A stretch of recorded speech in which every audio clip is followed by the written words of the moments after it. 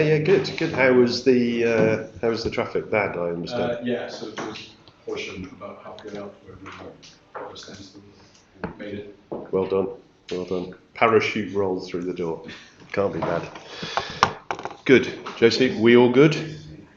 Just to check before we kick things off officially. How many people have we? About 10 on it.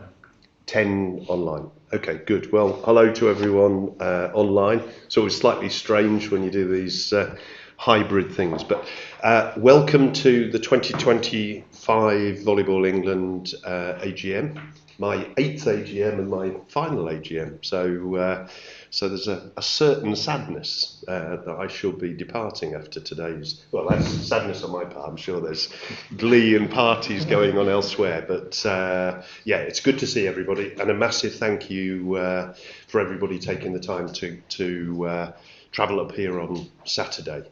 Mark from BVF, particularly good that you're here. Janet and Greg from the foundation, particularly good that you're here. And it's just nice to see everybody. So yeah, hopefully we can have an enjoyable and productive session. Just to explain the format of the day, so we're going to run the AGM part first. We will go through all of the various different elements and the voting within that. We've only got 2 votes to take today, so nice and simple. When we've concluded all of that process, we'll then go into questions. We'll probably do 10 to 15 minutes worth of questions in the AGM relating to things that are pertinent to the AGM and to the content of that.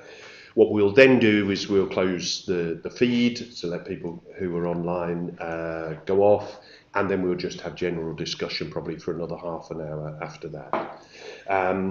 So hopefully that's okay for everybody.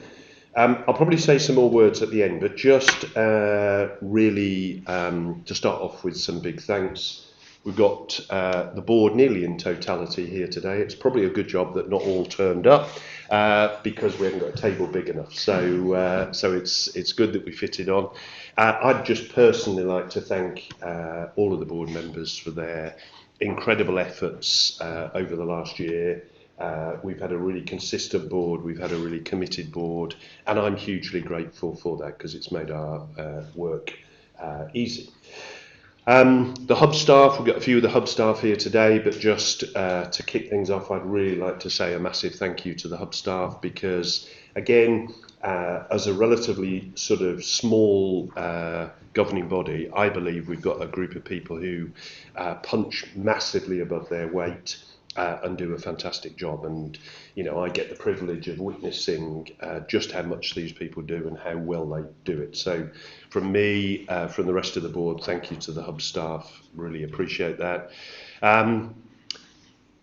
BVF, Mark, for all your work with the BVF and how we're improving performance, that's fantastic. And Janet and Greg similarly with the foundation and how we're reaching disadvantaged groups that we might not otherwise have managed to do. So hugely grateful for that.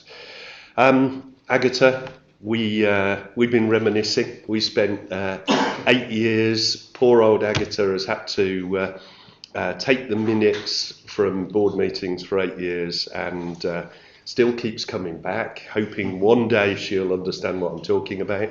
But we've got on really well. So Agatha, brilliant to have you here, and thank you very much for being here. Let's kick on. So I'm going to give apologies. Ali Shipway, Ali had a long-standing holiday commitment, can't be here. Phil French, Jake Sheaf, Nick Shaffrey, Brian Stalker, and I think that's it, isn't it? I've covered. Yeah, I've covered everybody. So I don't think there's any other apologies, and everybody who said they would be here is here. If we can move on to the minutes of our meeting last year, and foolishly I should have turned on my computer, so while that's, I'm going to pad here while we're waiting for that to boot up. In terms of the minutes of last year, has anybody got any comments in terms of points of accuracy, or can we accept those as a true and accurate record? Yep, everybody happy with that? good. We can move on. What we're now going to do is we've got a report from Charlie. So Charlie's going to run through the annual report.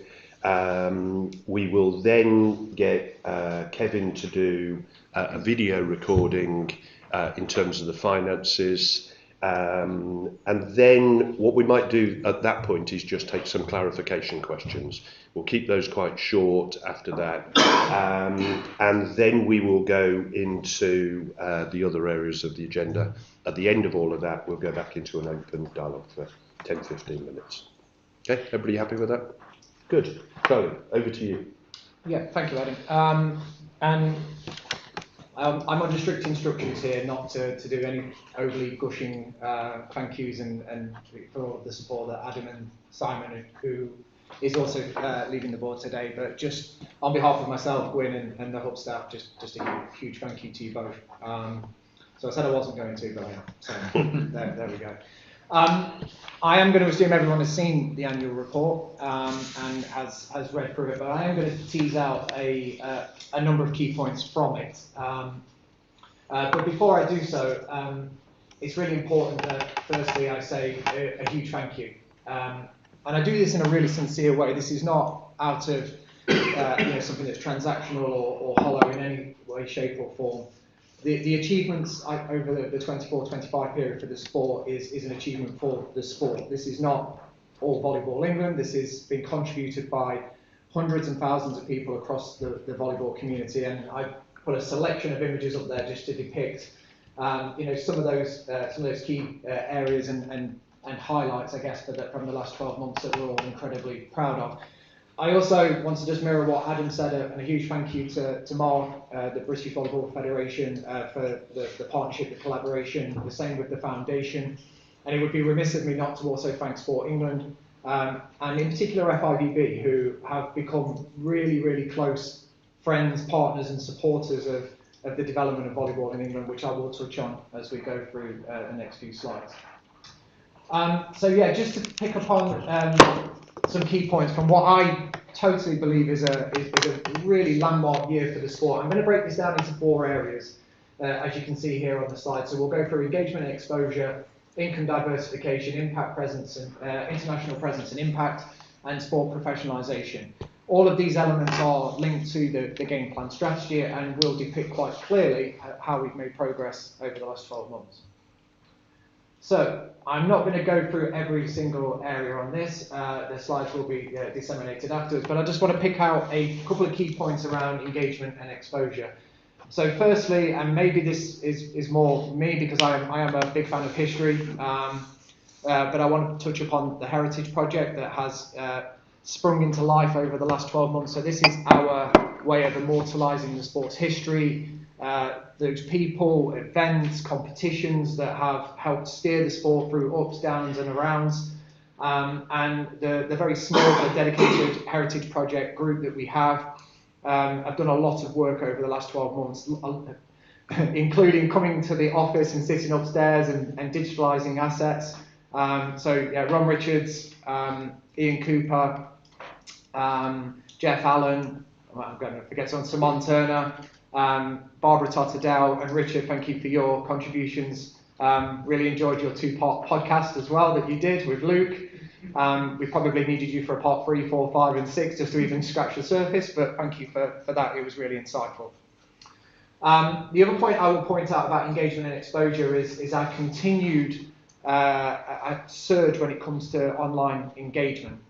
We continue to see our engagement levels across all of our social media platforms increase dramatically. Our online viewership for our events, which has been obviously supplemented by the fact that we've been putting a lot of time and effort into building out our streams, our broadcast, and the great work that JC and Matt, and supported by lots of people in the volleyball community, are really starting to draw the eyeballs of the sport, which is fantastic. If I move on to income diversification, and again, I'm not going to go through each of these here, but I knew I was going to do that at some stage. The key points here is that our Sport England funding has remained static, and that was obviously part of our 5-year agreement.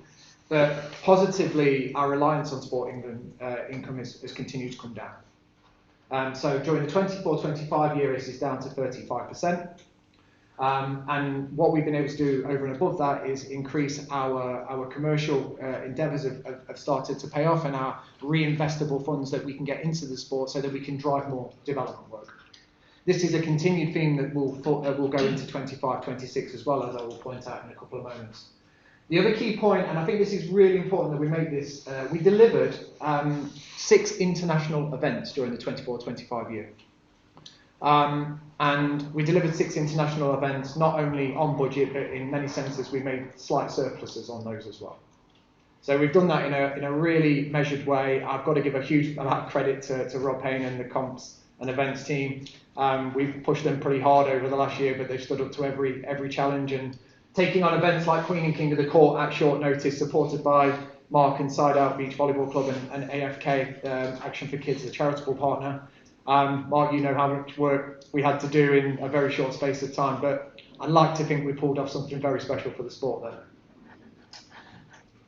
If I move on to international presence and impact, and as the image there will depict, let's not beat around the bush. This is one of, if not the most significant wins on an international level, when the Bellows took gold in Rio at the Beach Pro Tour Elite 16 in November last year. This absolutely provides a platform and the support that we are collaborating with the home nations and with the BVF to make sure that we not only have a team in LA, but we at the Olympics in 28, but we are in a position to compete and to potentially win some medals, is an actual possibility. You know, the boys have proven without doubt that they belong on that stage, and you know, we're hopeful that that is going to continue and build over the next few years on the lead into LA. The other element that I want to just touch on here is that when it comes to hosting the international events, there's so many benefits to doing it. But one of the biggest benefits is that we've really improved those relationships with our international partners, with CEV, with FIVB, Volleyball World, through the conduit of the BVF, but with World Paravolley and Paravolley Europe as well.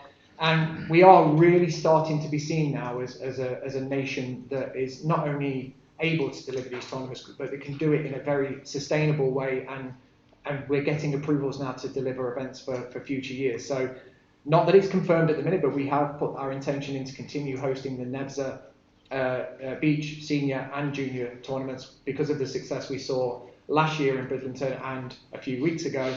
That continues to be a really big opportunity for us, and something we can expand upon by potentially adding a Beach Pro Tour Futures event to that as well, because the infrastructure is pretty much the same with the exception of some grandstand seating. Finally, in terms of sport professionalisation, I've got to start here with, and I grabbed Richard as he was coming in, because I think Richard drives past Moor Lane in Birmingham every now and again just to see what's happening there or what's not happening in terms of the build. But the Indoor Beach Centre and the performance programme that we've got BCU's full support over, this is a £780,000 facility that is being built, which is going to be supplemented by our performance pathway being based there, in addition to many community programs that are going to activate that venue. The sand has now finally moved from Smithfields over to Moor Lane. A little bit of that sand went missing in transit. We don't know where that's gone, but I hope some people's back gardens have got some nice sand pits and everything like that. So that we're on pace to have that facility open by the end of the year, working through just the complexities that you have when it comes to facility build. But this will be an indoor 365 beach facility for the sport that's going to affect the whole pathway and help us to strengthen not just the playing side of beach volleyball, but the workforce side, coaching, etc. as well. The other part, which is really important in terms of our professionalisation, is the shift that we've had in terms of Volleyball England Learning. So this is our learner management system, LMS. This was implemented right at the end of the 24-25 year, but you will know that we've launched a number of courses already, including Safeguarding, which is a bespoke adult and child safeguarding course, which is bespoke for volleyball. We are working now to create a whole raft of different learning opportunities, which the vast majority will either be free or be a very low cost. But we want to kind of manufacture and create a situation where Volleyball England Learning is the go-to place for everybody in volleyball to learn to be better in their roles, etc. And that is again a really big step forward for us.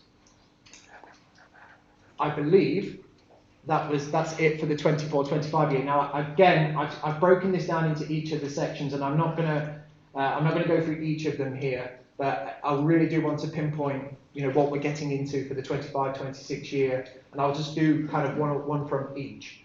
And if those of you that were sat here last year and watching the AGM last year, you will have noticed on the slides I talked about the community volleyball pilot, and it was something we were going to do in 24-25.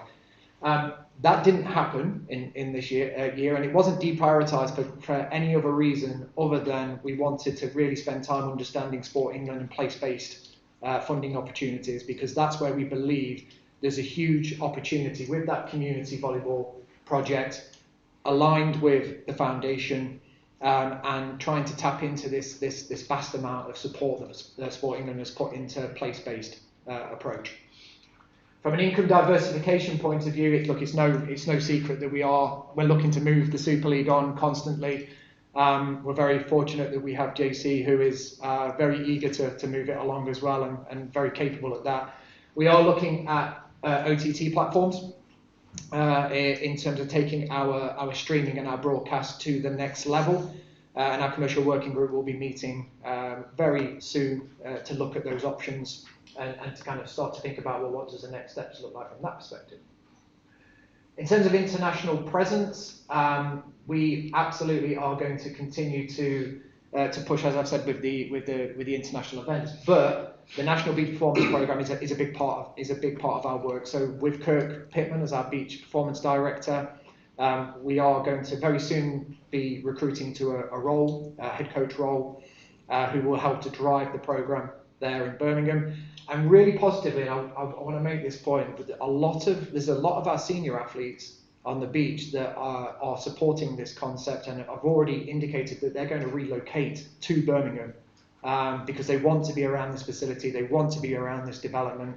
And positively as well with the relationship, the very close relationship that we have with the Bellows, that they will have a regular presence at the facility as well. So yeah, really excited to get started with that. And then the final point in terms of sport professionalisation is going to be around from an indoor perspective is what are those key events that we can start to get more access to competition. Now, whether that be on a national team, kind of to national team level, or can we go to some form of club tournaments? But we absolutely, it's part of our talent plans about making sure that our athletes can play more at that level. And again, we're working with our partners within the home nations and the BPF to look at those opportunities, because I really want to make the point that probably a lot of what I've said there might sound very beach focused. And we are a national governing body that's very fortunate that we have 3 formats of the sport. And it's important that all 3 of them move forward together, so with beach, indoor and sitting, albeit all at very different levels, and albeit there are opportunities within some of those formats that maybe are not afforded at the moment in others. But yes, that is a very brief snapshot of what's to come. I am going to pause for questions, as Adam alluded to, because I believe we're going to get into the finance report, and I just need to stand up to do that because I need to put Kev's video on. In true Oscar's acceptance speech, he isn't here today, but he'll explain why he's not in a moment. Brilliant, thanks Charlie. So we'll just run straight into the finance part, we'll finish that, and then we'll take some clarification questions. And Charlie, well done. Hello everybody.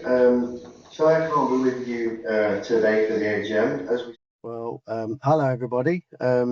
Sorry I can't be with you today for the AGM. As we speak, I'm probably halfway up a mountain in the French Alps. So I think I'd probably rather be with you than the cycling. But anyway, hopefully it's going okay.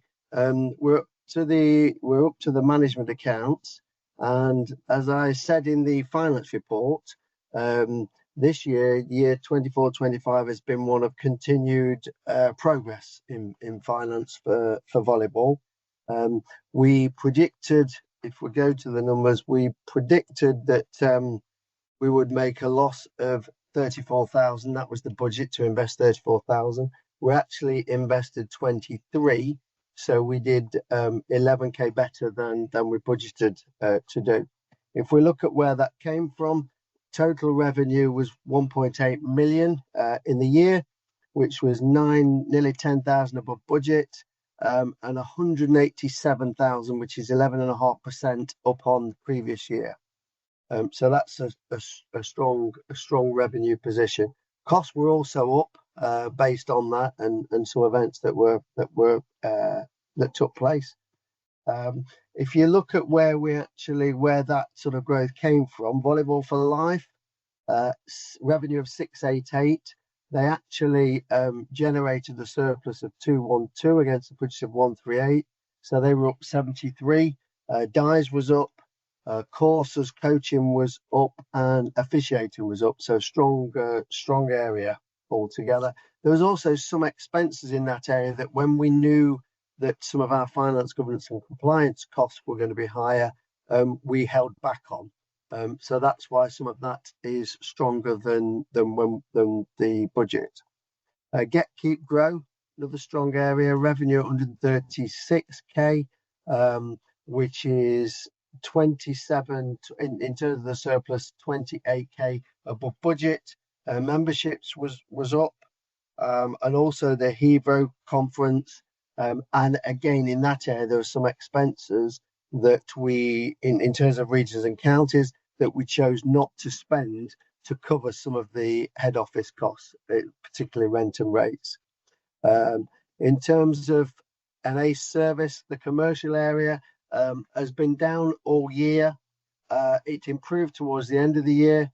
The main reason for this, some of the commercial deals that were in the budget didn't actually come through, although some have come through, and we're in a much stronger position than we've been before.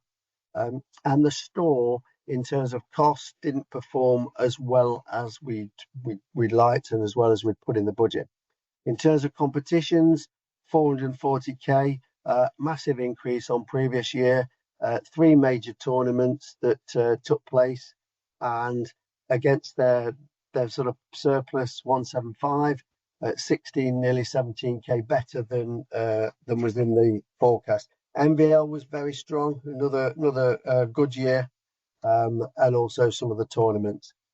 In terms of finance and governance and compliance, came in at 458.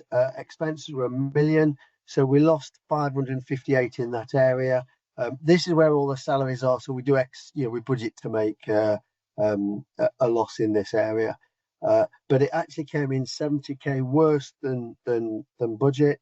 Main area was the head office was over. Mainly there was a rent review that went back to 2022, and that was put into these numbers, the rent review, and then the rent going forwards is going to be a higher figure. Also VAT was slightly over, and the digital and commercial area, we actually didn't release as many provisions against that expenditure as we'd put in the budget, because we didn't need to. So overall, we came in at a loss of 23. So we invested £23,000 worth of reserves. Okay. In terms of where did the money come from, obviously it's still Sport England grants, although Sport England grants now only make up 35% of Volleyball England's total revenue, which is a real progress that we've made over the last few years. You can see there the other areas, the DIES income and competitions and events, that they all generated large amounts of money to make up that 1.8 million. What did we spend the money on? You can see there sort of operating costs, salaries, talent camps, which is investing back into volleyball, and what we spent on the competitions. In terms of the highlights and what we used the system partner funding, the third year of the system partner funding. We also used some of the year one and year two money that we'd saved from previous years, but only 31,000 of that, as I said, because we didn't need to release as much of that. So we've got that for this year. And the Innovation and Digital Fund, we used £34,000 of that, and there's still some money left in that for next year, about £25,000. Other successes, the FIVB Empowerment Fund is 108 Swiss francs is the total award, and we released 73 into this year. So, and that's going from strength to strength. So the FIVB are supporting us in very, very sort of strongly. In terms of our bank balance at the end of the year, to show that we have got money still in the bank and that we are a viable business, we had almost £400,000 in the bank at year end, and that's then before we get the next tranche of Sport England funding. So obviously it would significantly go up when that comes in. Looking forward, the budget for 25-26 is continued growth, continued income growth of over 10%. We have a beach programme, so we're getting additional funding from Sport England to the tune of £20,000. We're getting additional FIVB funding, so that's gone up to £95,500, which is 32% increase. And our closing reserves, if we achieve the budget, we're investing another £20,000 into volleyball during the year 25-26. That's the budget. And if we do close at that, we'll still have adequate reserves, 117,000, nearly £120,000, which, as we know, is to cover any legal commitments that we have if the business was to close down. I guess the only other point to mention is that we had another clean audit on the 23-24 figures, and these management accounts that are presented today, they're being audited during August, and we expect that to be another clean audit as well. So thank you very much for your time, and if you've got any questions, I know that Charlie and Andreas are happy to answer them. Any that they can't answer or don't feel like answering will come to me. But thanks, Kev. Good. Okay. So what we will do now is just points of clarification. So if you've got a more detailed question that you want more of a debate on, we'll pick those up at the end. But if there is any points, say, where you want clarification on either the annual report or the finance report, let's deal with that now. Richard. I was involved in the building of Sports Park many years ago. I wasn't responsible for moving us as Volleyball England into Sports Park. I wonder, therefore, that if rents are going up, on what basis does Loughborough University justify rent increases, and on what basis are they using in order to increase the rent, because that was never the principle under which Sports Park was built. It was built as a service to governing bodies. That is the question. Yeah. Charlie, go first. I might add something. Oh, no, to please. it. No, you go first. I want to see what you say first. All right. These were part of the conversations when we were going through the rent review. I think, fortunately, we were able to significantly negotiate down from their starting position in terms of what our rent here was going to be, and we were very much coming back to those points. I'm careful with my words here, but you will, if you look out that window and look over there, you'll see a lot of empty space in this building. So there are not a lot of sporting organisations at the minute moving in, or as many as I think they would have expected to move in. So that was a good leverage point for us. Is do you want something of something, or do you want nothing? Because there were other options for us to explore. Now, positively, and this hasn't been formally announced, but I think it's the worst kept secret in sport that we are moving all of our operations here in terms of using the facilities, etc. So that formal announcement is going to go out next week. We're just in the final phases of the negotiations, but we used that, Richard, as a hook to open up those conversations. So we're here, we're on site, and we're referred to and have been referred to as a campus partner. What did we get for being a campus partner? You know, quite simply, we were a tenant here. We weren't a campus partner. So we were able to use that point as leverage to then talk about opening up the facilities, opening up on-site storage facilities, the hotels with Imago, etc. And that's what's brought us to this point now of having something much more centralised here that then is going to be multi-beneficial. Did you want to add, Adam? Yeah, I mean, I think you've said it all. The only thing I would have just reinforced was the fact that had it not had the second part of that conversation, I think we would have moved along with other people. We would have said it's too expensive, it's not right, we would have moved. But I think the holistic package is a good one. And I think it was a worthwhile trade-off. But it is frustrating, Richard, because I remember when this building was put up, you know, what the principle behind it was. It's worth noting though, Kev alluded to the head office costs being higher. It's not just about Sport Park. Because of the government's changes to national insurance, employer contributions, and a number of other areas, because of where we sit in the supply chain, a lot of our suppliers have put their costs up accordingly to cut their cloth. So we've had to kind of take the hit on that as well. So our head office costs have gone up by virtue, in addition to the rent. Okay. Good. Can I just follow up on that? So I didn't understand the finance governance compliance costs, the budgeted number being sort of 500 and the actual being $1 million. Can somebody just help me understand how is it double what you budgeted? I got a few hints, but that's a big change. Yeah, so we always budget to make a loss in that area. I'm not suggesting there are other ways in which we can budget, and that's a conversation to be had obviously with FSR. But all of the salaries go in there, so we strip them out of all of the specific departmental areas, and they're all kind of lumped into that section as well. So I think Kev alluded to that we budgeted, was it 488? Mm-hmm. But it was 70,000 more than what we budgeted. So we'd always budgeted to make a loss in that area. It was 70,000 more than what we budgeted. Just 500 income, 1 million.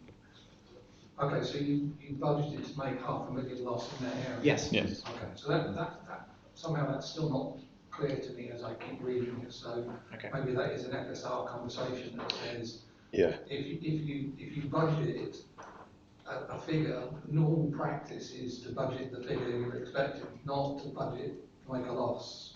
That's not normal accounting practices, right?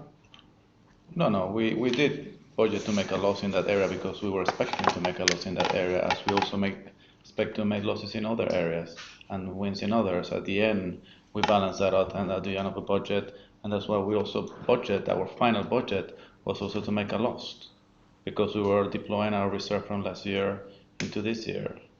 So what you're saying is that as you budget each area, you don't worry about whether it's going to make a profit or loss. You worry about at the total level, it's okay to make make a profit and a We do worry about each one of the lines. It's just the presentation and how we're managing our costs. We decided one of the biggest costs is salaries, and we put it under that FSR line. Yeah, that's just presentation. Yeah, I get the point that you're making, because what you're saying is just budget to make £1 million loss if you're going to make £1 million loss. Well, not million, sorry, 500. Yeah, I get the point you're making, James. It's a conversation to be had with FSR. Okay. Absolutely. And just on that same thing, I didn't see any staff numbers. What's happened with staff numbers? They've remained pretty much static. We've had some comings and goings, as has been detailed in the minutes. Our staff numbers are increasing, but not payroll affected staff. We've got more student project officers coming in because of our partnership with Loughborough University this year. So we'll be up to 27 total, 26 and a half. Okay, thank you. That's the half a short person. Mm-hmm. Can't say that.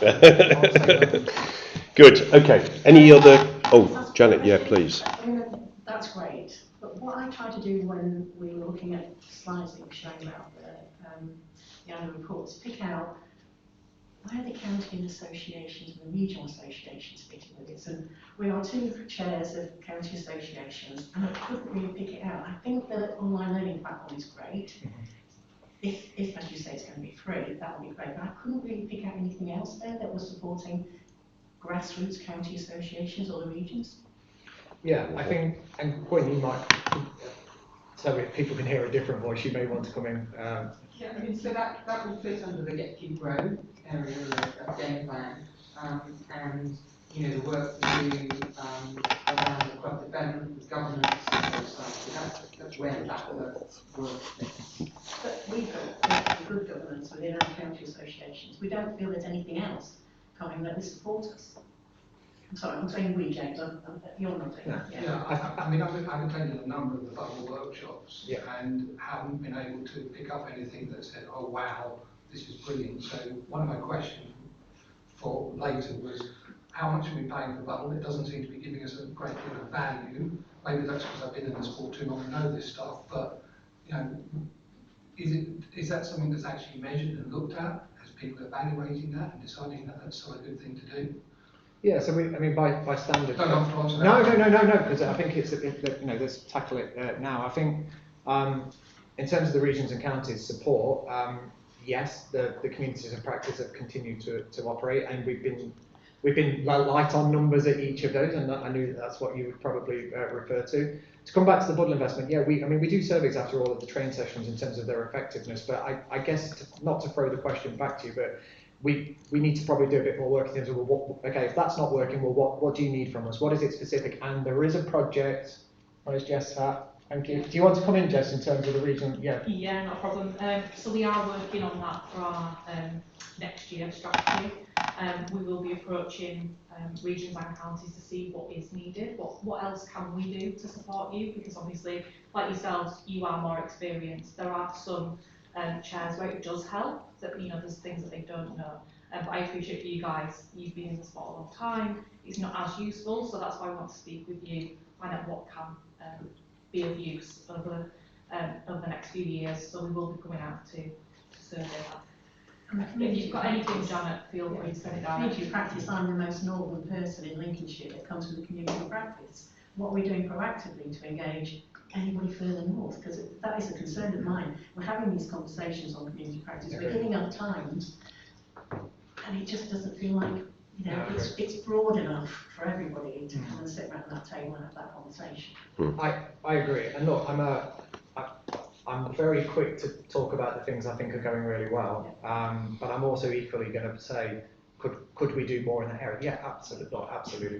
We know that regional connectivity piece, and Richard Williams in our competitions team is just about to embark on a junior regional competition connection, so that as we build our junior competitions, we're doing it from regional level up rather than from national level down. So yeah, there's the work that Jess and the Get Keep Grow subgroup, and that, by the way, there's nothing off the table there. So things like, do the regions and counties need some accounting software that we can procure, that you can use to cut out costs? Do we want to look at moving back to some kind of content management system, so websites, etc.? You know, we can start to cut down some of those costs. You know, basic shared services. You know, I think is definitely something we need to move on. Great. Good. I'm going to move us on, and then we can get back into a broader debate at the end. So we will move on to, well, firstly, Charlie, thank you for your contribution, and Kev, halfway up a mountain, thank you for your contribution. We'll move on to point number 6 on the agenda. So to confirm the reappointment of directors, Phil French, Andreas Hernandez, Jess Plumridge and Jake Sheaf. So that's really just for information, that part. Okay, moving on to point number 7, confirmation of eligibility to vote and the voting processes and results. So Gwyn, if you can come forward and navigate us. You're doing the Claire bit here, so... I'm not sure I'm as glamorous as her, but great. Okay, so really we're at the exciting time where we have the participation engagement So what I want to do is appoint two tellers from the audience, and I don't know if there's anybody who would like to nominate themselves as tellers. Otherwise, I might pick. Excellent. Okay, so we've got Janet. Who else have we got? Who else wants to be? This is not a big count, guys. I reckon even I could manage this one. Yeah, excellent. Richard. Richard. Oh, Well done, Richard. Excellent. Well, congratulations, Janet and Richard. You are the tellers. Okay, so you're going to be counting the votes with a bit of my support. Okay. So, by the stated closing time for the receipt of proxies and voting forms at 5 p.m. on Thursday, the 17th of July 2025, we had a total of 13 appointments, and they've been received and validated. I can confirm, based on the attendance here today, that we have 12 votes in the room. Okay, which means of those 12 votes, 5 votes have been submitted by the clubs to their appointed representatives. And we have 7 proxy votes that have been given to Adam in the chair. Of those votes, 5 have been set out, they have laid out their votes, and 2 have instructions to vote at the chair's discretion.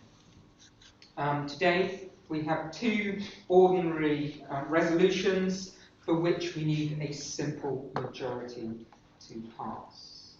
As always, we're going to do a warm-up, because we're the good athletes that we currently are. So, my tellers, you're going to get yourselves ready to count. Okay, yeah, absolutely. Come on out the front, Janet. Okay. Pressure's on there, guys. Pressure's on. The warm-up resolution, okay? So resolution warm-up, okay, so please can everyone get their voting cards ready.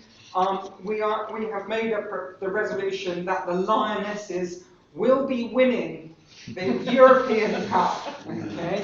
So the options here would be for, against, or abstain. Okay, so I am going to ask those that wish to vote for winning the cup. Does it include penalties? Oh, Brendan, harsh. Okay, the four, please share your, declare your votes now if you're going for. 6. So tell us, 6 for me. 7. Yeah. 10, okay. So how many against? 2.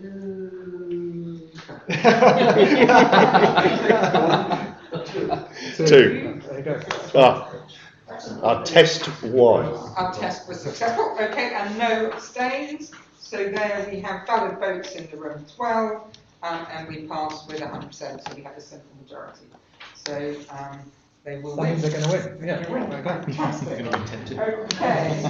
All right. So now let's get down to the proper. You feel ready on the start line, Richard? Yeah, absolutely. So resolution number 1, okay, is the appointment of auditors to reappoint Duncan and Topless as the auditors of the company to hold office from the conclusion of this meeting until the conclusion of the next general meeting of the company, at which management accounts are laid, and to the authorities the direction to fix the remuneration. So we will start with 4. 6 for me, Richard. 11. Okay. Against? 1. 1. Abstain. None. So that resolution has passed with a simple majority. Okay. All right. So the resolution number 2 is the election of directors, and it's to elect Jean Wright or Anton Kornov. Have I got that right? Okay. And welcome, Anton. Sorry about that, put myself on the spotlight there, sorry. In accordance with the company's articles of association as an elected director. So our 2 votes will either be for Jean or for Anton. So I'm going to ask the votes to be laid out now for Jean. 2 for me, Richard. I've got a splitter card, so I've got two. It's a three. Three. No, what I'm saying is I've got two on that thing. Yeah, so assume one. One and one, Richard. Yeah, I'm making it complicated. You Two. are. I am. I apologise. Okay, Yeah. Yeah, 1 on 1. Yeah. okay, so 2. Okay, and now can you lay your votes forward for Anton? So Richard, I am now 5 because I've split my two. 1 and 1. 10. Any? That's 12. That's 12. Oh, yeah, 12 votes. Okay, so by ordinary resolution, Anton, you have been appointed.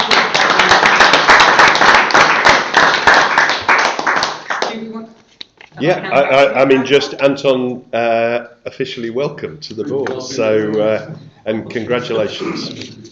Thank you very much, fellas. I will exit stage left. Thank you, Glenn. That's right.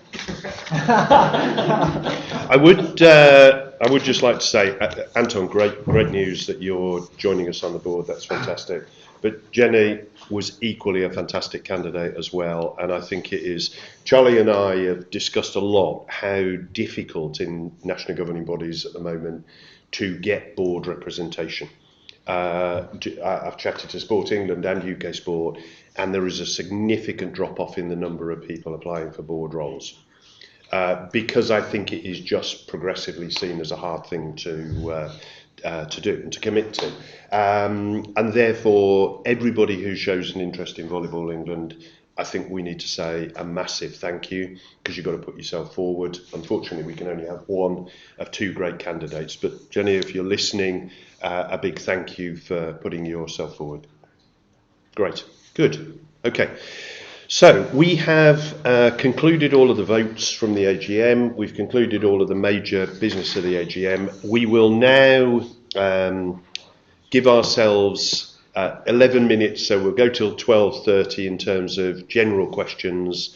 And I think this is just your opportunity to ask us anything about past or future, and we'll do our very best to answer. Good. James, I'm just waiting to know how long your list is. Half as long as it could have been. Good. So, firstly, I'd like to thank all the volunteers and staff that support our great sport. I think it's really important to let everyone know, so thank you very much, everybody. I have a number of questions from a number of different sources, so these aren't just my questions. Unfortunately, a number of people have felt that the effort to come to the AGM is just too much. I myself have been away in the US, so I haven't been able to submit the questions in advance, so apologies for that. As you know, I'm going to need to do so. Yeah. First of all, can I clarify who approved the annual report? The board approved the annual report. The board approved the annual report. Okay. Yeah. What checks were carried out to ensure the accuracy of the report? I think, James, we have our regular board meetings, so we're receiving papers and we're receiving information through those board meetings. The executive will bring facts and figures to us. We will check and challenge those facts and figures, and then eventually they get translated into the. So it is the board going through that process. Now, can I guarantee that it shouldn't be 298 instead of 297 on a number? Probably not. So. An example for me is on page 10 of the report, it states that 66 was the record number of EVO in post, when in fact in 2017 the annual report shows there were 70 EVOs that year. So it doesn't appear to be that is a correct statement of fact.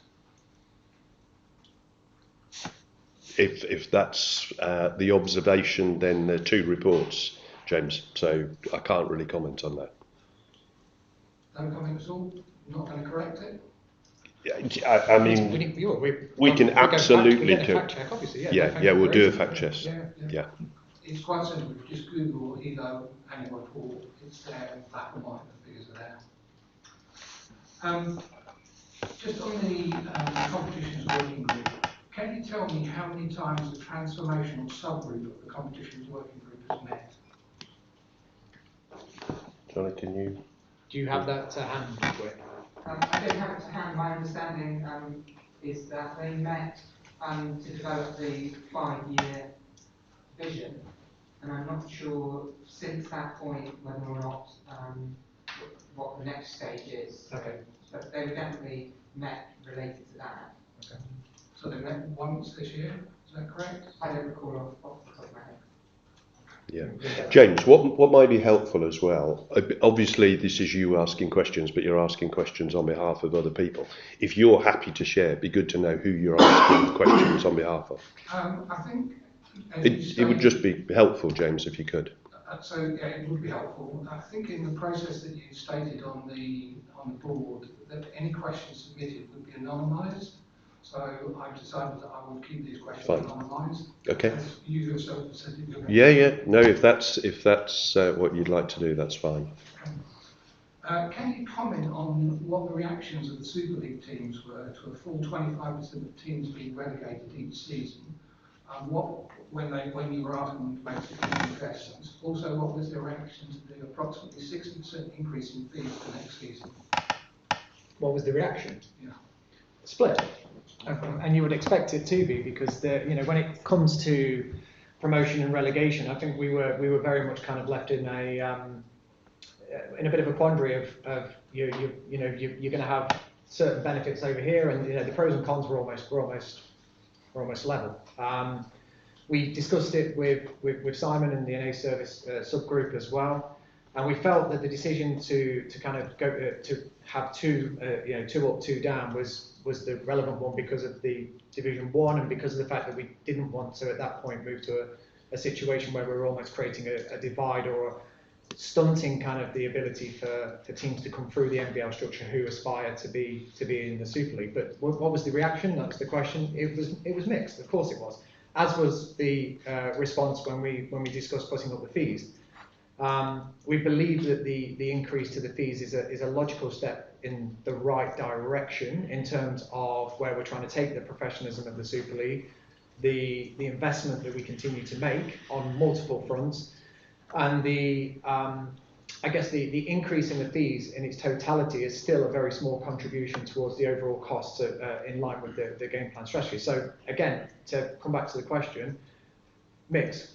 Not many people are, generally speaking, people aren't happy when you put prices up, and when it came to the promotion and relegation, because of obviously the added emphasis on teams investing into their teams, you put investment in here and you might get relegated. So yeah, it was very much mixed. James, I'd just add to that if I may. I mean, I think there's two sorts of things when you're making decisions. You can look to make popular decisions that might manage inertia, or you can look to make semi-popular decisions that move the sport forward. We've chosen that latter one, and actually sometimes I think it's quite good when you have a mixed view, because it does say we're trying to move things forward. And I think the easy decision for the board would just be to say what will make the world happy, let's go with that, and we wouldn't be moving things forward. So yeah, Mark.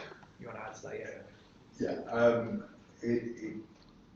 I don't think it was a choice necessarily between, I wasn't in the discussions, I was at that meeting that he was referencing, but I don't see it as a choice between a popular one or a semi-popular one. I think the issue with the Super League hat on now, by the way, purely, is, I think the issue was around the lack of any consultation about that process, and then I think that when we were in that room, we were able to come up with alternative ideas that could sort of potentially tick all the boxes, and I think the fact that those were not perhaps considered or discussed or had a chance to be consulted on was the issue. I also think that my view of that interaction on that day was it wasn't really mixed. I think that was my take. I think on the cost side of things, some people spoke up a little more, me included. Yep. I don't think anybody was particularly in favor. And I think on the competition side of things, as in promotion relegation, it was pretty much the same, because I think it's not just the 25% that are guaranteed to go down, there's also the 6th place that might go down if they have a bad day in the playoff. So that, yeah, I would say it was more negative than positive, rather than a sort of split. And I think the real issue just came down to consultation. I'd like to my think, view from in that room. Yeah, and Mark, I'd like to. I wasn't at that meeting, but I'd like to think, we've made decisions for this year, but we've received feedback. We listen, we learn, and we evaluate that feedback and say, openly, we're going to do some things and we're going to make mistakes. I think it's absolutely right and proper that if we try something. I believe that was the commitment that Charlie made towards the end of that meeting, and that's a good thing. For sure. But I also sort of feel that changing the league structure and rules every year or every other year is also not going to be a good thing. Yeah. So Simon very much agrees with you on that point. And that was why we got to a point where that's now set, isn't it? We said when we had that debate around the promotion relegation thing, it's like this, whatever we go with, we have to now stick with it. We said everything gets structured in that very much neater pyramid for 5 years. So, because I hated it as a coach, as a chairman, to be able every year, it's like, what are the rules this year? Promotion relegation, it shouldn't happen in a professionalising league. But that's why I think it was particularly important that if you were approaching it with a 5-year or whatever number of year intention, that there was this wider consultation. That's all. Because I if you said to me now, let's change the rules again next year, I'd probably say no, leave it as it is. It's fine. Because just not because I like it. I'll put that out there. I'm not the biggest fan, but choosing between that and more changes. It's a tricky one. So, I'd just like to add to this conversation and then let Rob carry on with his questions before I come to mine. But I think there's going to be a bit of a theme running through these of lack of consultation and a promise that is a repeated promise from previous iterations of these changes. Whereby the members are not being consulted early enough and not being consulted fully enough and are having decisions imposed upon them, decisions being made about them without them, to steal somebody else's slogan. And I think that is something that really needs to be looked at. Yeah, I mean, if that's the observation, then we have to think about that, and we have to think about how we improve that. Retrospectively, we can't go back and say we'll consult on what we've decided, but what we can do is consult on the things moving forwards. The counter to that is equally, we can't make decisions by mass committee. It just doesn't work. So I think there is a balance between good consultation and the totality of inclusion. That's hard.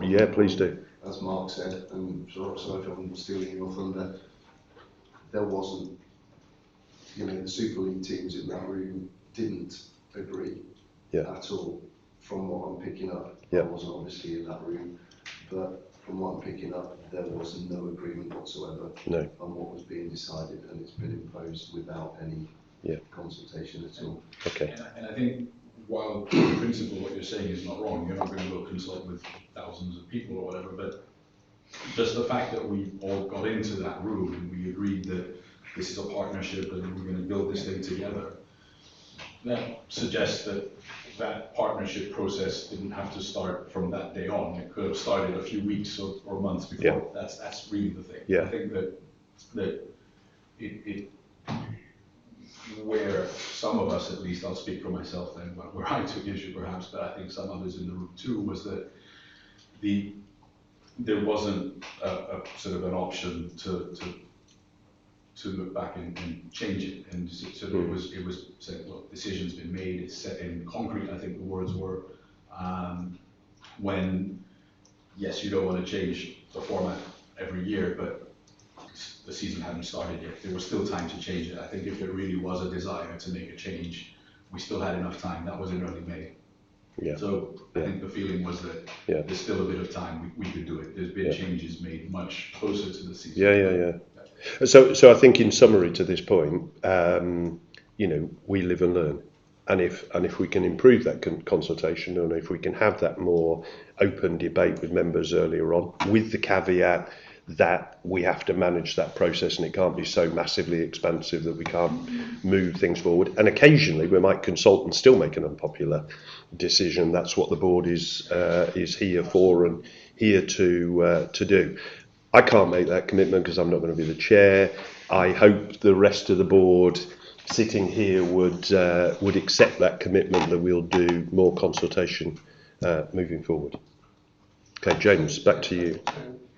I just wanted to finish on that point slightly. So, as you know, I was the chair of the comms working group. In the past, we had a dedicated person who was responsible for the Super League.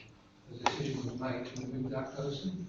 And I admit, we don't always get things right, but we did do a lot more consultation and we had more people dedicated to looking after the things. It's still out there, you can still go and see. We consulted with people, we published the results of the consultation, it was all there, it's all completely transparent. It did not slow down the decision making, as long as people took the right steps at the right time, which we did.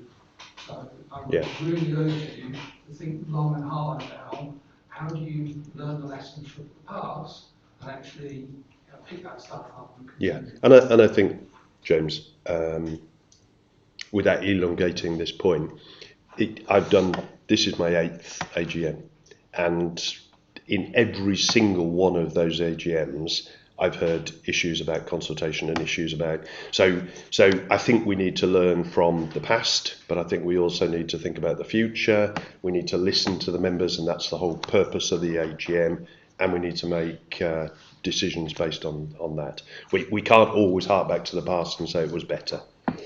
Pete? Not wanting to drag this out, but as I mentioned before, as you just alluded to there, these discussions have happened before, these commitments have been made before, and here we are having the same conversation again. So whilst you are leaving your position, I get that, Adam, but there has to be a commitment. There has to be, this isn't going to happen again, because there are too many parts of the membership who are the lifeblood of the organisation, who are being let down in terms of consultation. Yeah.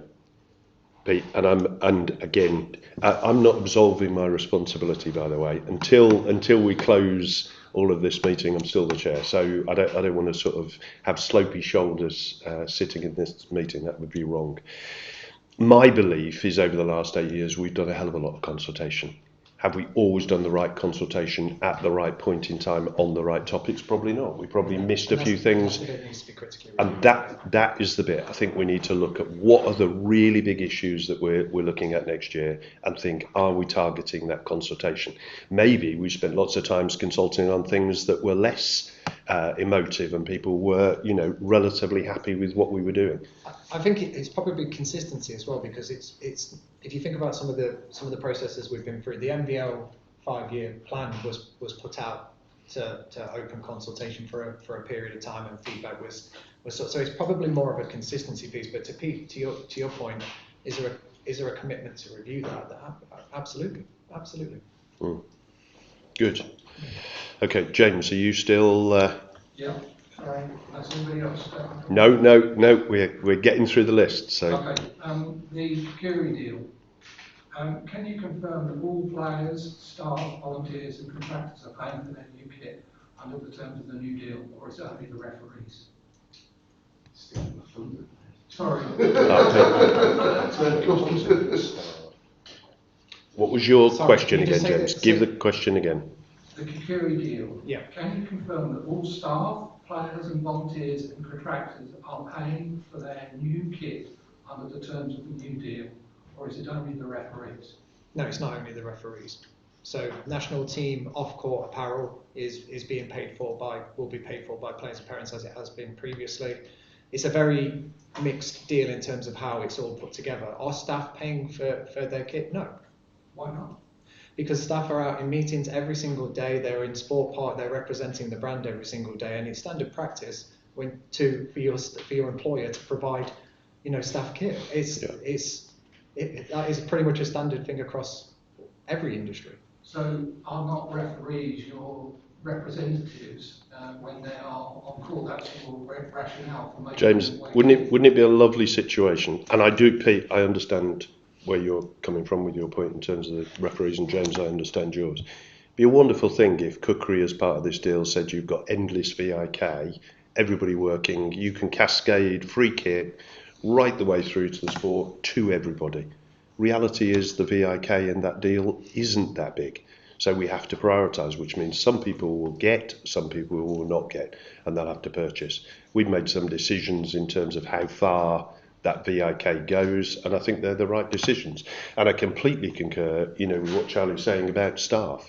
We're asking, a lot of staff don't want to wear a uniform, but we're saying to them, please can you wear this uniform, please can you represent the brand, and we chose that yes, staff would get that kit.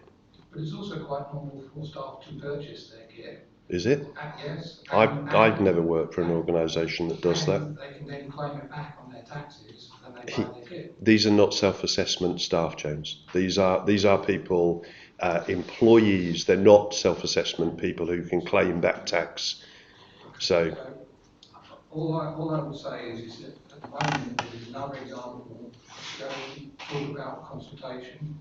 This is another one where the consultation did not work well. Yeah, James, I don't fully agree with you on this. I think let's say we have 100 decisions to make in a year. I think there might be 5 or 6 that are really big, major issues that need consultation with the membership. And absolutely, if we can improve that, we should do everything we can. The other 95 decisions, a board has to get on with making those decisions. And in fact, probably of the 95, there are probably 20 that the executive team have to make without the board, because otherwise you couldn't operate a business. So again, this is me speaking as the departing chair. We cannot run an organisation through committee of the masses. It doesn't work. So I think I agree with what you're saying in principle. I think the big thing that's missing is I think the board have now got themselves involved in too many operational decisions. I don't believe we have, James. I don't believe we have. I'm allowed an opinion though, right? Of course, yeah, absolutely. You guys are now involved in way too many conversations about execution, not strategy. And that's where the thing is coming, the wheels are falling off, because too many decisions are having to come up the board for ratification and often change and challenge. And that slows the whole process down. In most organisations that I've worked in, delegation come from the board down to the sub-groups and down to the individual teams, and then they are responsible for doing things. And if they breach their delegated authorities, then it has to go up. But apart from that, the decisions need to be at the lowest possible level. That's how you get speed of decisions and how you stop the board being overloaded. Yeah. Can I just make a point? So this decision was with Andreas and the FSR subgroup. So the Kukri deal was presided over not by the general board, it was just reported to the board and recommendation was made to the board. But the actual work was I guess recommended or was overseen by the FSR, and then the exec did the operational parts. We'll take yours next. Let's just yes, Pete. So what consultation did the FSR have with the individual bodies that were involved in the decision? Comment or not? Or was this a purely commercial? This was a commercial decision, Pete. So I mean, I don't know. With all due respect, finance people, and we all know this from our work, finance people make decisions based on bottom line finances. We've got other considerations that we have to take into account other than just purely numbers on the page. Yeah. And this is about where the membership Pete, I'm going to use a completely different example, and Richard will remember these days, but I used to work within UK Athletics, and UK Athletics had a huge, because of track and field, because of road, a huge number of volunteers, absolutely massive. And, we were having Adidas and Reebok and Nike deals all the way through that process. And in every one of those instances, it was the commercial partner who was saying, this is where we want the free kit to go to. And actually, we did fight really hard to get the officials an element of kit, because we felt that was a good thing to do. It took us a long time and many iterations. And as I say, if we could create more VIK in the deal with Cookery, we would have done, but we couldn't.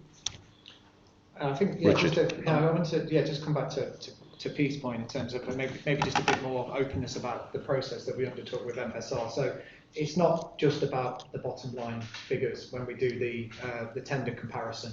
So for completeness, we didn't run an open tender for this contract. We ran what we call a targeted tender.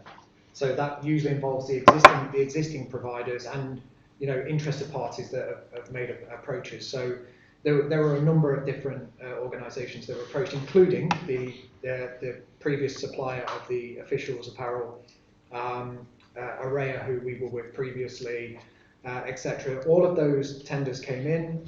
A comparison was put together. We discussed it at FSR. We narrowed further questioning.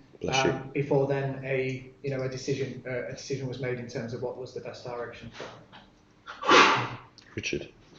The only comment I would make is I understand the point that is being made, but a commercial deal is a commercial deal.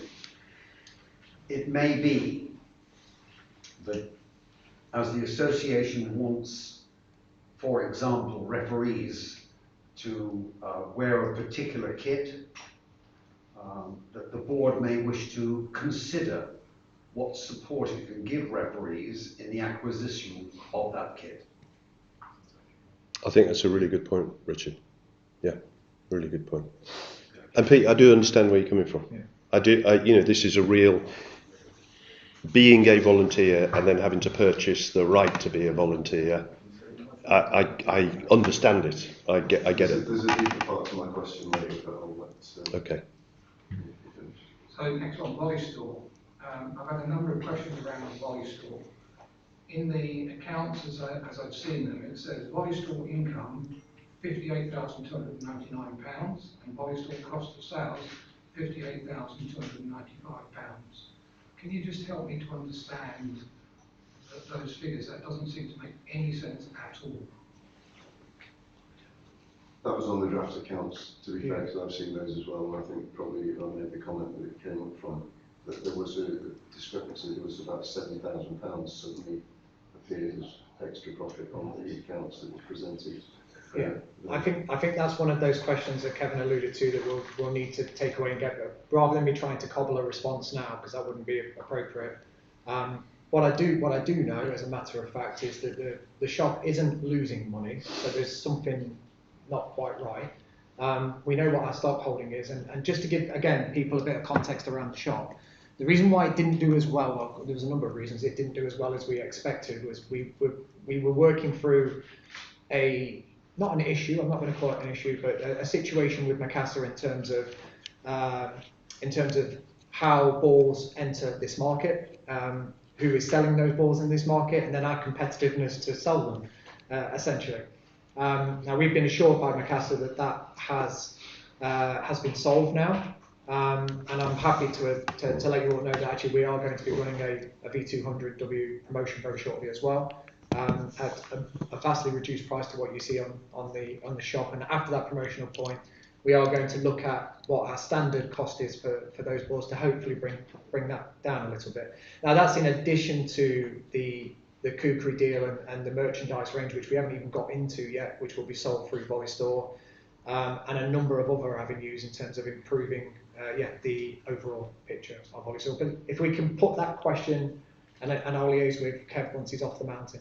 Okay, I'm going to take two more questions because I've hugely missed my 15 minutes. I've gone on another 15 minutes. So James, if you've got one more, and Pete, and then we're going to close the AGM and then we'll carry on the debate. Well, mine is a follow-up to the question that was actually posted on the AGM site. So I'm quite happy to remove my anonymity as the person who asked that question. There was only half of my question that was posted on the AGM site, and the response that was about the Articles of Association didn't answer the question, and the subsequent reference that Charlie made to the finance group also didn't answer the question. So So I've been a qualified referee for 35 years. And I've represented Volleyball England, home and abroad, and the BBF as well, and the Olympics, and all of these things. So I know what I'm talking about. I've been playing for over 40 years. Well, now I'm no longer playing, so that doesn't count. But over the years, there have been many issues to do with the recruitment and retention of officials. My issue is that, and my question was, given that recruitment and retention problem that we have with officials, and Tamworth Spartans, Bologna maybe not so much of a problem, but other clubs around the country, have been saying, oh, I can't get referees, we need somebody. There were, according to Martin Shakespeare, who appoints most of the referees to NBL, about 104 referees that did 5 matches or more in the NBL last year. That's not many, given the number of games that we have, and we have a number of games, a number of fixtures who have no referees appointed to them whatsoever. We have many grade 4 courses around the country. I've voluntarily, for no fee whatsoever, assisted as a tutor in some of them.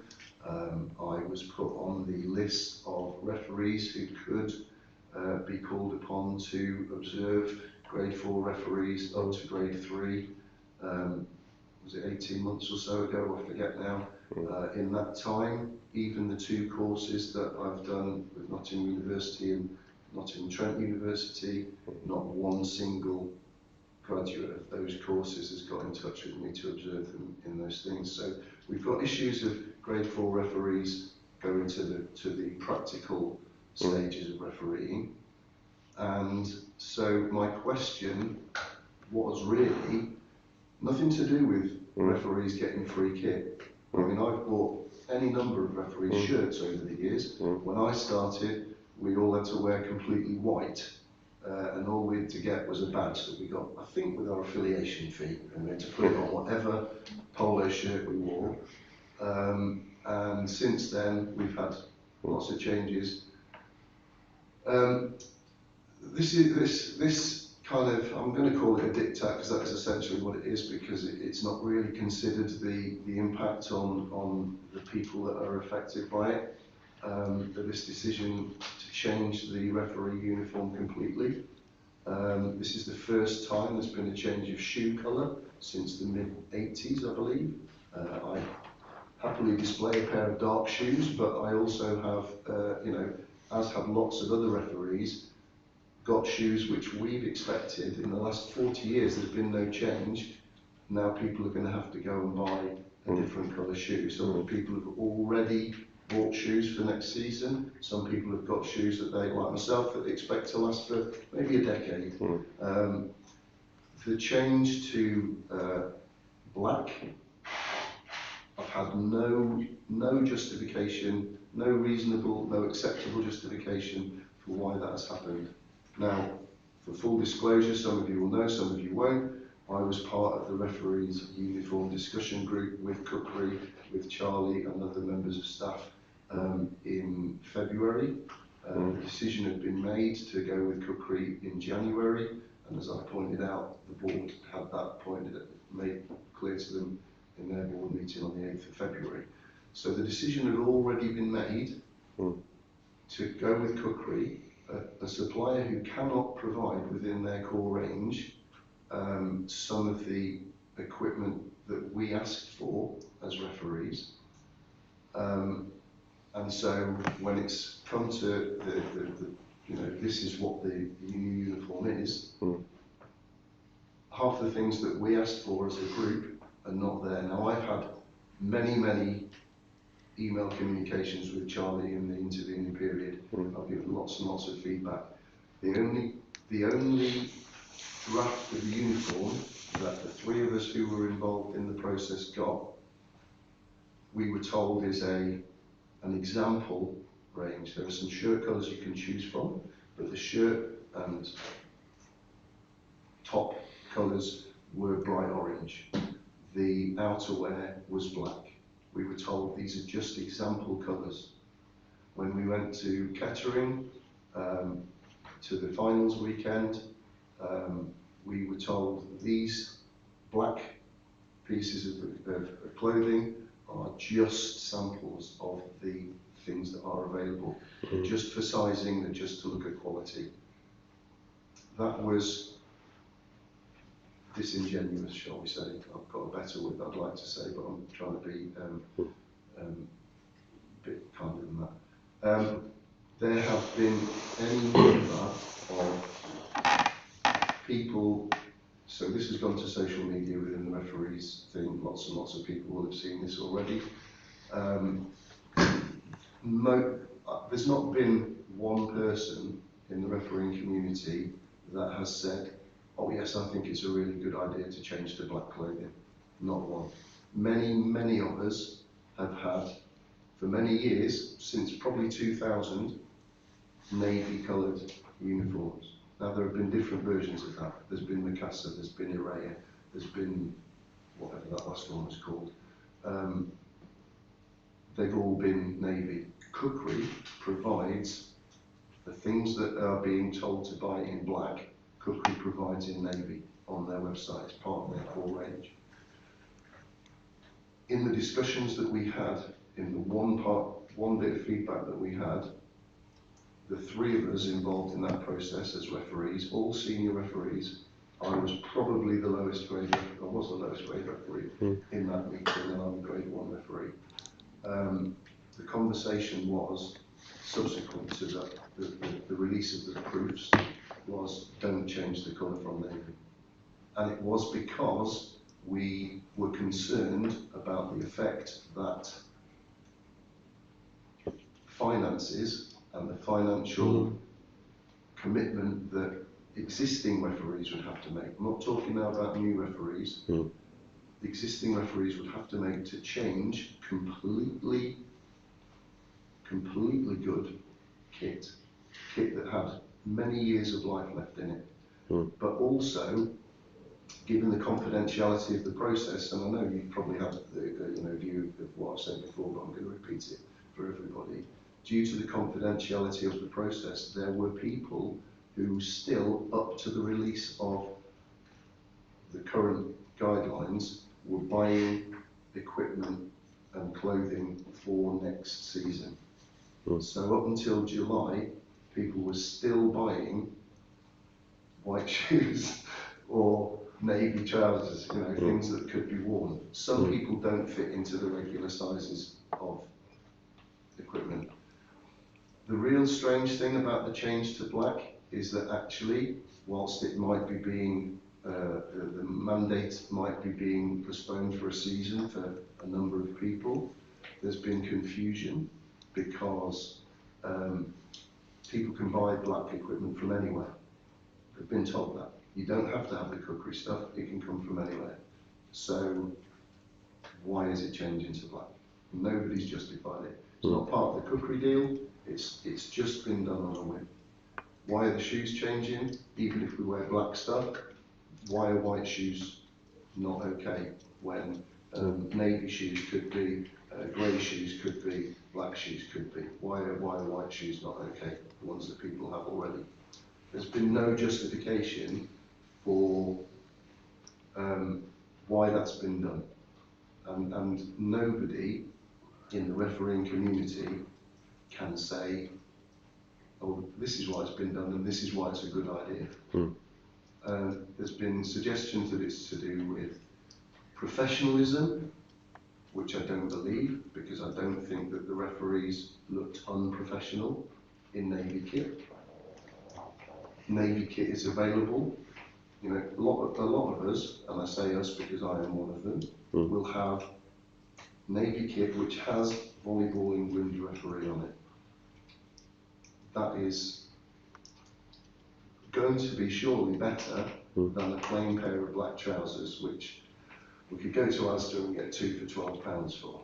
So, there has been no justification. So the question remains, is there,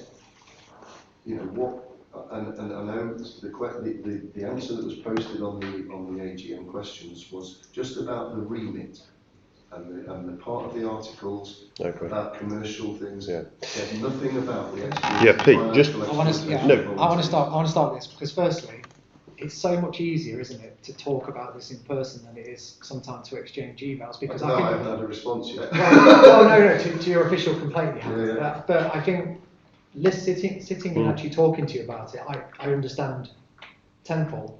Yeah. And it's much clearer to me. In terms of kind of what we're talking about here is if we talk about it and we're just about below the waist, I think quite simply I understand and appreciate exactly what you're saying now, fully. And I think this is a conversation that we have to take away as a matter of urgency with the officials working group. And when I say urgency, I mean pretty much kind of like next week. I don't mean to interject, but I'm going to, sorry. Yeah, there were members of the officials working group who had no consultation on this whatsoever, had no idea that this was happening.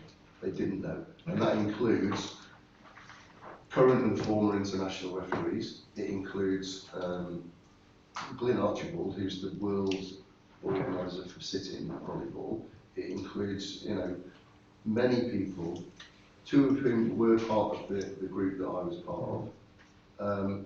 But there are any number of former administrators of the game, internationally and nationally, current and former international referees, and senior grade referees within the organisation. I'm going to, if I can, just in the timing. I mean, first and foremost, a massive thank you for 40 years of contribution to the sport. And some of it was. But I think that's really important. Absolutely. I chat to loads of other chairs across loads of other governing bodies. I'm a chair of 2 other governing bodies. There is a refereeing and officiating crisis across sport. It is the most abused position. It is the most demanding position many times. So we are properly shooting ourselves in the foot if we're naffing referees and naffing officials off. We shouldn't be doing that. I think the secondary thing I was going to say was thank you very much for such a constructive question and such a helpful way. I hadn't quite understood where you were coming from, Pete, from what was on the website, what was in the question. I thought it was much more of a overt commercial point, and I think actually what you're saying has a lot of logic. Again, I can't make a 100% commitment, but I can now, that this will, as a matter of urgency, as Charlie says, we will go back to the drawing board. And we've got Richard here as well, obviously, with the Volleyball for Life subgroup, of which, so we can do that. I mean, the one thing I would say, I think it's, if we try and create a standard and try and create a uniform, and whatever the rationale, whether it's blue, whether it's black, whether it's white shoes, blue shoes, whatever, I think that's quite a good thing to create uniformity across the sport, to be able to. But it does appear that things have dropped through the cracks. I'd apologise for that. I don't think that is right. It obviously hasn't been communicated, and I think your question, your point, was brilliantly articulated. I'm grateful for you being here. I think it's been very helpful. So the commitment from today is that we'll go back to the drawing boards, and if this needs refreshing, changing, adapting, we've listened, we'll learn from that. I know I've said a lot, and I apologise, but I've got another bit to say. The other thing is that the confusion and the mandating of equipment, of uniform. So, communiques that have come out from Volleyball England and from Nick Heckford, the official working group lead, have said that everybody has to have black from the beginning of this season. What's been posted on the Volleyball England website is the answer to my question, and in communications with Charlie, it's been said that actually everybody else, apart from the shirt in Super League, everybody else can continue wearing existing kit. Existing kit is navy and white shoes. So we're going to have a real mismatch if we're not getting this right. Pete, I think hands up where hands up is due. Something has gone wrong here. and I think your point is very fair, and I think we've got to very quickly deal with it, and clarity has to be given. Yeah. You know, it's not great. But thank you for putting the question in the way that you did, because I think it was very balanced and, you know, really helpful. Good. I am going to conclude the AGM from a questioning point of view. We can go on for a little bit after in terms of just debate. So just by way of concluding remarks, I've now finished 8 years. So I worked out that's about 2,990 odd days, something like that. And I thought I'll reflect on how I've felt and what it's been like. Overwhelmingly, I have thoroughly enjoyed this experience. It has been a real privilege to. Volleyball wasn't my sport. You know, I'm not a player. I am not a coach. I'm not an official. But I have learned to love volleyball and are very passionate about the way that the sport is moving forward.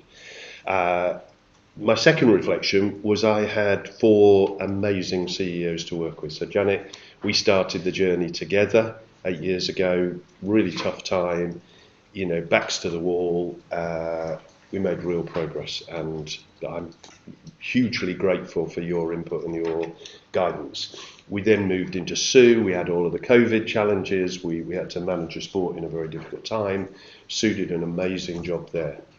Sam stepped into the breach and did a year and a half. Incredible, you know, for a young person building her career, she did an amazing job, and it was a privilege. And then in the last 3 years, it's been a real privilege to work with Charlie. So my next reflection was just how much I learned. It's incredible when you start these things.